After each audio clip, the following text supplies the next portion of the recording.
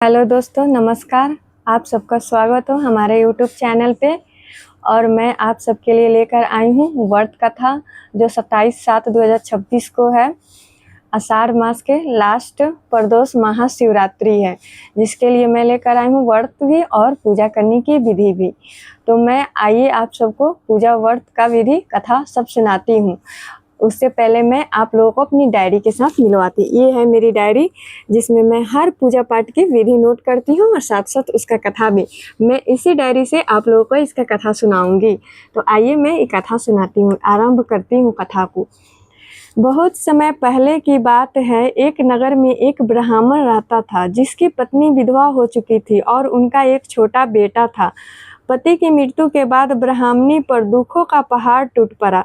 घर में न धन था न अनाज, कभी कभी तो 2 वक्त की रोटी भी नसीब नहीं होती। मजबूर होकर ब्राह्मणी रोज अपने बेटों को लेकर भिक्षा मांगने निकल जाती। एक दिन भिक्षा मांगते मांगते वो दोनों नगर के बाहर एक शिव मंदिर के पास जा पहुँचे।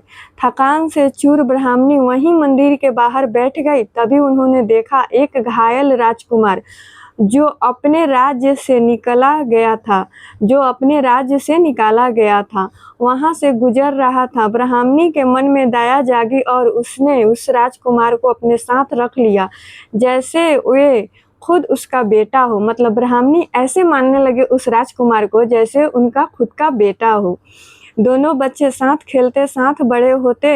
एक दिन जब वो खेलते हुए जंगल की तरफ निकल गए, वहां उन्होंने गंधर्व राज की कन्या मिली जो अपनी सहेलियों के साथ घूम रही थी। कन्या ने राजकुमार को देखा और तुरंत पहचान लिया कि ये कोई साधारण लड़का नहीं बल्कि किसी राज्य का राजकुमार है।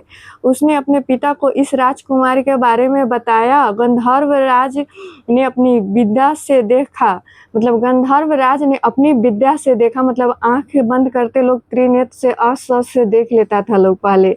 विद्या से देखा कि राजकुमार सच में एक खोया हुआ राजा का पुत्र है, जिसका राज्य किसी शत्रु ने छीन लिया था। उन्होंने अपनी बेटी का विवाह उस राजकुमार से करवा दिया और उसे सेना धन और साथी दिए ताकि वो अपना खोया हुआ राज वापस पा सके। राजकुमार अपनी सेना लेकर अपने राज्य गया और वीरता से युद्ध करके अपना राजपाट वापस जीत लिया। लेकिन उसने कभी नहीं भुलाया कि यह सब कृपा किस वजह से हुई। ब्राह्मणी की दया और उनके प्रदोष व्रत की शक्ति से, जो वो भगवान शिव की ही कृपा से मिलने वाले उस शिव मंदिर के पास त्रयोदशी को रखती थी। राजकुमार अपने असली राजा पिता के पास गया और ये जानकर कि सब कुछ भगवान शिव की कृपा और प्रदोष व्रत के प्रभाव से हुआ है, पूरे राज्य में प्रदोष व्रत मनाने का आदेश दिया। ब्राह्मणी और उसके बेटे को राजमहल में सम्मान पूर्वक बुलाया गया। उन्हें कभी किसी चीज़ की कमी नहीं होने दी गई। ये कहानी हमें ये सिखाती है कि चाहे इंसान कितना भी गरीब हो, कितने भी दुखी हो, मगर श्रद्धा और निष्ठा से भगवान शिव की पूजा करता है, प्रदोष व्रत रखता है, तो भोलेनाथ उसके सब दुख दूर करके उसे सुख समृद्धि से भर देते हैं। अब आइए मैं आप लोगों को व्रत विधि बताती हूँ। दोस्तों, अगर आप प्रदोष व्रत रखना चाहते हैं तो विधि ये है। त्रयोदशी तिथि के दिन सुबह स्नान करके व्रत का संकल्प ले।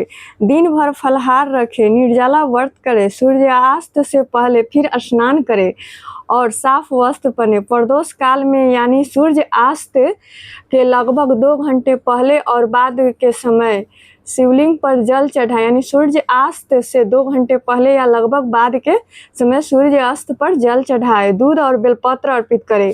ओम नमः शिवाय का जाप करें। प्रदोष व्रत कथा सुने और शिव पार्वती की आरती करके ही व्रत का पालन करें। कहा जाता है जो भी भक्त श्रद्धा से प्रदोष व्रत रखता है और ये कथा सुनता है, उसके जीवन के सबसे बड़े संकट भी भगवान शिव दूर कर देते हैं, बिल्कुल उस ब्राह्मणी और राजकुमार की तरह। अगर आपको ये कथा पसंद आई हो तो वीडियो को लाइक कीजिए और सब्सक्राइब कीजिए और अपने परिवार के साथ शेयर कीजिए और अपना आशीर्वाद हम पे बनाइए। और हर रोज़ मैं ऐसी कथा लेकर आपके पास आऊँगी, आप लोगों को सुनाऊँगी। तो इस कथा को यहीं पे मैं विराम देती हूँ। चलिए, नमस्कार दोस्तों, बाय बाय।